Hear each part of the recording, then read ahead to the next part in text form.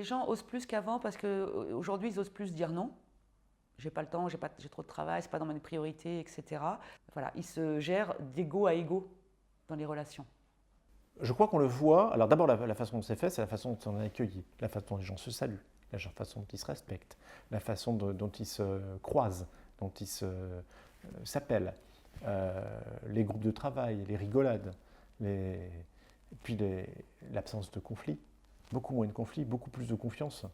Le vrai signe pour moi, le vrai impact culturel, c'est l'émergence d'un langage qui nous est propre. Si les gens se pensent vraiment comme une communauté de travail, singulière, unique, alors ils ont forcément des traits culturels spécifiques, comme toute communauté. On a remarqué, on a donné des cours lors des universités d'été sur l'usage de Twitter, par exemple. Eh bien, sur Twitter, vous avez 220 caractères pour vous définir, c'est votre profil. Eh bien, on avait 15% de la population du ministère qui était sur Twitter et quasiment tout le monde arrivait à mettre dans les 220 caractères qui faisaient partie du ministère, l'afficher à la face de tout le monde. Donc vraiment, c'est quelque chose, nos collaborateurs sont vraiment devenus les meilleurs ambassadeurs de cette transformation. Aujourd'hui, les gens envoient un mail à l'ensemble de l'entreprise. 17h30 en bas. Et on va boire des mojitos. Donc les gens, finalement, se foutent de savoir qui va venir. Ils ont envie de passer un moment avec leurs collègues de travail.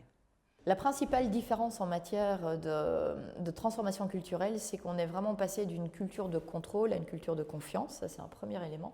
Mais surtout, on a développé une culture d'intrapreneuriat. On a vu émerger des initiatives auxquelles le comité de direction, le gouvernement n'avait jamais pensé, qui étaient source de productivité pour l'organisation et source de bien-être pour les personnes. Et automatiquement, c'est vraiment un courant de fond, une lame de fond qui a commencé à contaminer, une contagion positive, l'ensemble du ministère.